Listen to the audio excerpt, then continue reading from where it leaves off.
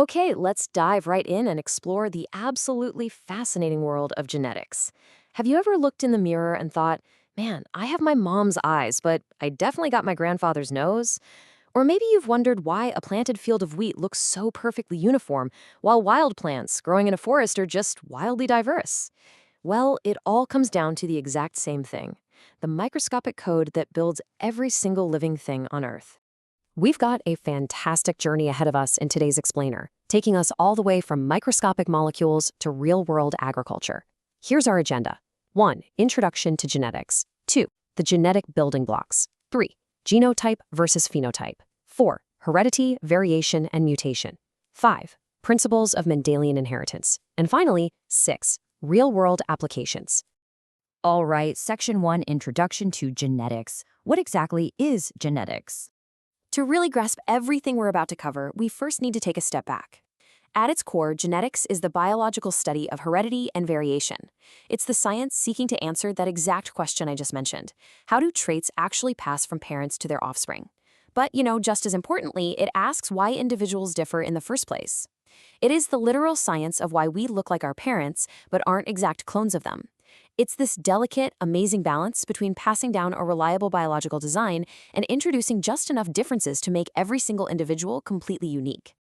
Moving right along to Section 2, the genetic building blocks. DNA, genes, and chromosomes. I want you to think of your biology as a massively complex piece of machinery. Right now, we're going to crack open its instruction manual.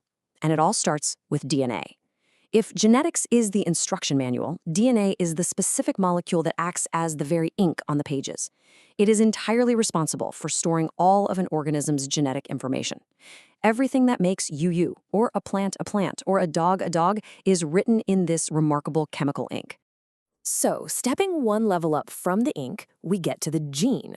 A gene is the basic unit of heredity. If DNA is the ink, think of a gene as a specific sentence written in that ink. Each gene is really just a small section of DNA, but it's a critical section that contains the vital information for a very specific trait or physical function. One sentence might dictate the color of a flower's petals, while another dictates exactly how tall its stem is going to grow. But, as you can imagine, you don't just have millions of random sentences floating freely around in a cell, right? They need to be highly organized. Enter the chromosome. A chromosome is a structure made primarily of DNA and protein, and its main job is to house many individual genes. Returning to our manual analogy, if the genes are the sentences, the chromosomes are the chapters that bundle thousands of these sentences together into a neatly organized, readable format. And this brilliantly illustrates the entire flow of how life is constructed from the ground up. You start with number 1, the fundamental DNA molecule, which forms number 2, the specific genes. Those genes are neatly packaged into number 3, larger chromosomes.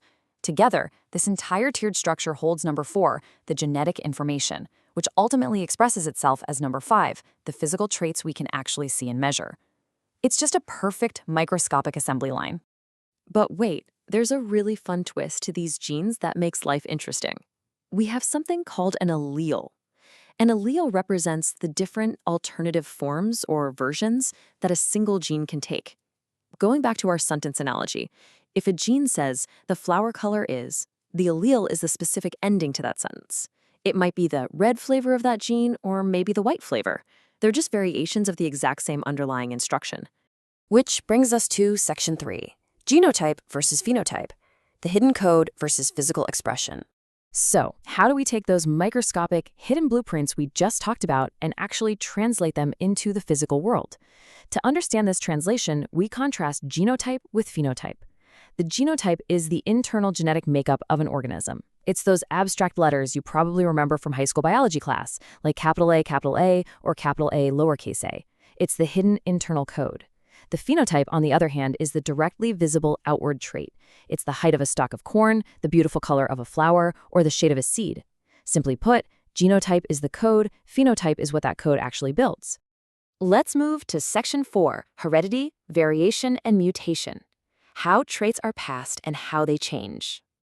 Okay, so we have the invisible code and we have the physical result. But how do these traits actually travel through time? Well, that brings us to heredity. Heredity is simply the biological process by which genetic traits are passed down from parents to their children.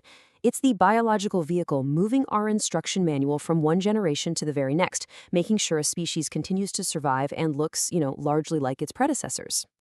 Yet, because of alleles, those different flavors of genes we just talked about, we don't just get endless identical copies. We get variation. Variation refers to the observable differences in physical traits among individuals within a single species. It's the whole reason why not every single human, or dog, or even blade of grass looks or acts exactly the same.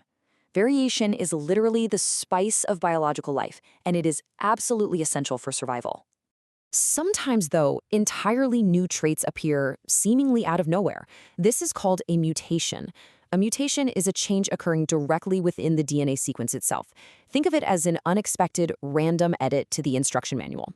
Now, most edits might not do much of anything, but occasionally an edit results in the creation of a brand new genetic variation, injecting a completely new trait into the population. Let's step back and see how this builds in Section 5, Principles of Mendelian Inheritance, or Gregor Mendel's rules.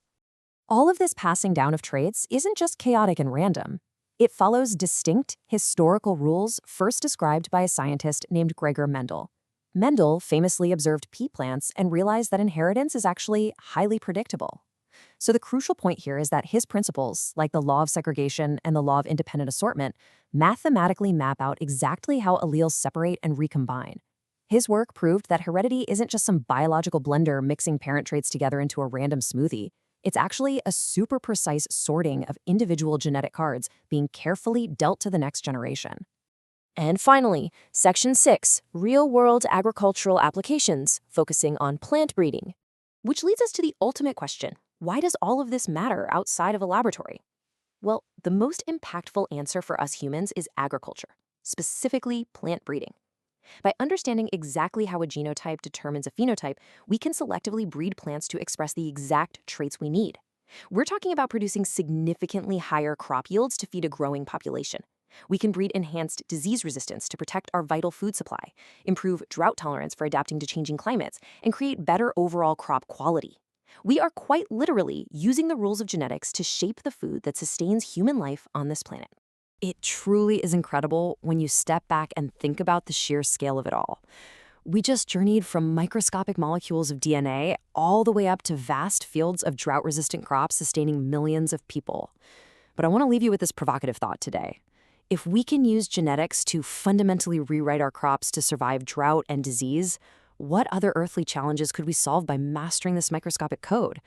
The instruction manual for life is right there in front of us, and we are just now learning how to fully read it. Keep exploring, stay curious, and I'll catch you on the next explainer.